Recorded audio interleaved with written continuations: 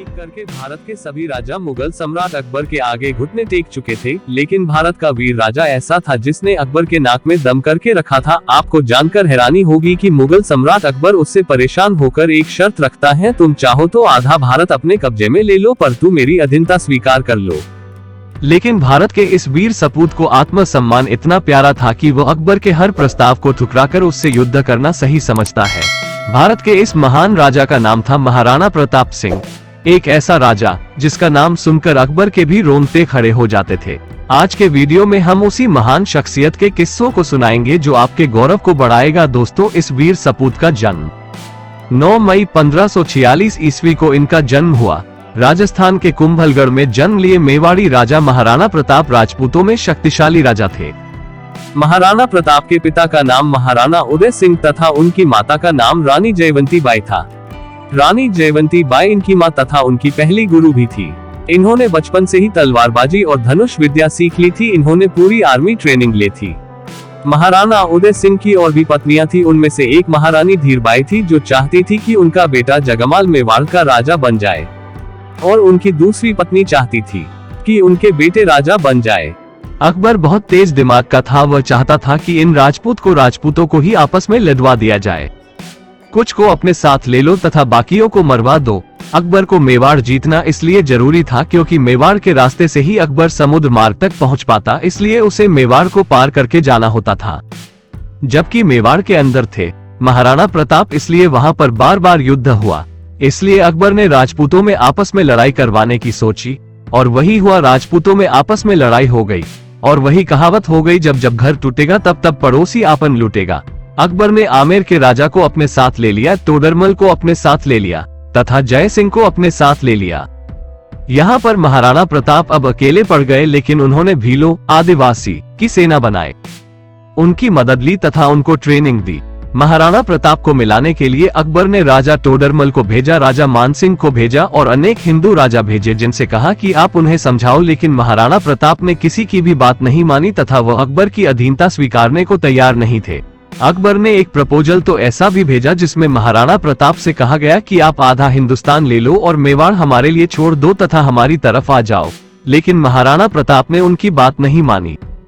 महाराणा प्रताप इतने ताकतवर थे, उनकी हाइट 7.5 फुट तथा उनका कवच 70 किलो और 10 किलो के जूते और 10 किलो की तलवार तथा 80 किलो का भाला लेकर युद्ध में जाते थे। महाराणा प्रताप का घोड़ा चेतक इतना पावरफुल था कि युद्ध में उसके आगे एक हाथी का नकली सूंड लगा दिया जाता था, जिसे देखकर ऐसा लगता था मानो सामने घोड़ा नहीं हाथी हो। चेतक नीले रंग का अफगानी घोड़ा था।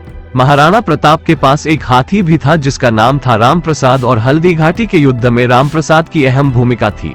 इस युद्ध में रामप्रसाद ने अकबर के कम से कम 8 हाथी मार दिए तथा कई घोड़े कुचल दिए, और रामप्रसाद के साउंड में आगे एक तलवार लगी थी जिससे उसने अकबर की काफी सेना को मार डाला था। महाराणा प्रताप ने 1576 के हल्दी घाटी के युद्ध में अकबर के सबसे बड़े सेनापति बहलोल खान को एक तलवार के वार से घोड़े समेत बीच में से 2 हिस्से में काट डाला। जहां एक तरफ पूरा भारत अकबर जीत चुका था, यहाँ महाराणा प्रताप मेवाड़ में एक तरफ खड़े हुए थे जो अकबर के खिलाफ युद्ध में खड़े थे। महाराणा प्रताप एक बार चेतक को लेकर युद्ध में गए थे, जहां पर चेतक का एक पैर तलवार से कट गया था, और वहां पर महाराणा प्रताप युद्ध में अकेले पड़ गए थे। तो चेतक अपनी कटी हुई टांग के साथ महाराणा प्रताप को लेकर भागा और रास्ते में पड़े 28 फुट के नाले को एक छलांग में पार कर दिया, और उसने महाराणा प्रताप की जान तो बचा ली, लेकिन चेतक ने वहां पर अपनी जान गंवा दी थी। इतिहास में ये बताया गया है कि महाराणा प्रताप कभी युद्ध में हारे नहीं और अकबर कभी जीता नहीं। जब हल्दी घाटी का युद्ध हुआ तो 80,000 की सेना थी अकबर की, और महाराणा प्रताप की सेना में मात्र 15,000 सैनिक थे। सन 1580 में अकबर ने एक बार प्रयास किया, और इस बार अकबर ने अब्दुल रहीम खान एक खाना को भेजा और कहा कि एक बार तुम मुझे मेवाड़ जीत कर ला दो, मैं तुम्हें मुंह मांगा इनाम दूंगा। कुंवर अमर सिंह जो महाराणा प्रताप के सेनापति थी, इन्होंने अब्दुल रहीम खान ए खाना को कंफ्यूज करने के लिए शेरगढ़ के पास एक अटैक किया, और जैसे ही अब्दुल रहीम का ध्यान भटका, उधर अमर सिंह ने अब्दुल रहीम के पूरे परिवार को बंदी बना लिया तथा अपने साथ ले गया। लेकिन जब महाराणा प्रताप को ये बात पता चली तो उन्हें यह अच्छा नहीं लगा, और उन्होंने कुंवर अमर सिंह को कहा कि आप उनकी बहन बेटी को पूरे सम्मान के साथ वापस छोड़कर आओ। अब्दुल रहीम खान ए खाना से युद्ध हम जंग के मैदान में करेंगे।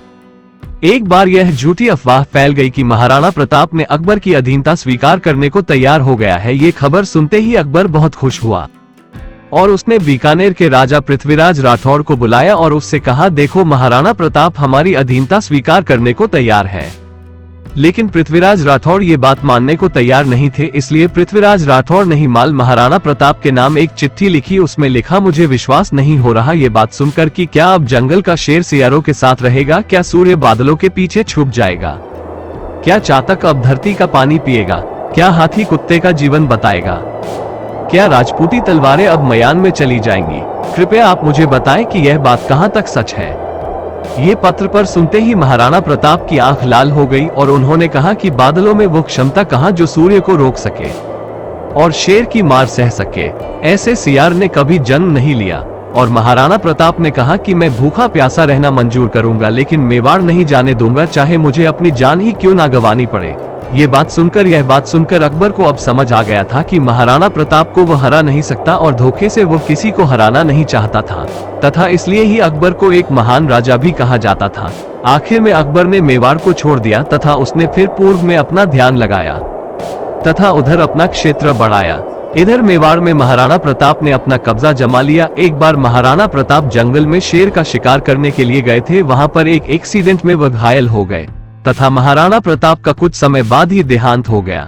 जब ये बात अकबर को पता चली तो अकबर को बहुत दुख हुआ और उन्होंने फिर एक चिट्ठी लिखी जिसमें उन्होंने लिखा, महाराणा प्रताप एक बड़े शक्तिशाली, बड़े मेधावी, वो एक ऐसे राजा थे जिन्होंने अपने गौरव को नीचे झुकने नहीं दिया। और मुझे एक बात का हमेशा दुख रहेगा कि मैं महाराणा प्रताप को कभी हरा नहीं सका। इसलिए ही कहा जाता है कि महाराणा प्रताप कभी हारे नहीं और अकबर कभी जीता नहीं। आज का ये वीडियो कैसा लगा कमेंट बॉक्स में बताइए। चैनल को सब्सक्राइब करें और वीडियो को लाइक करें। भारत के इस वीर सपूत के लिए कमेंट बॉक्स में भारत माता की जय लिखें। मिलते हैं ऐसे ही एक और इंटरेस्टिंग वीडियो में, तब तक के लिए धन्यवाद दोस्तों।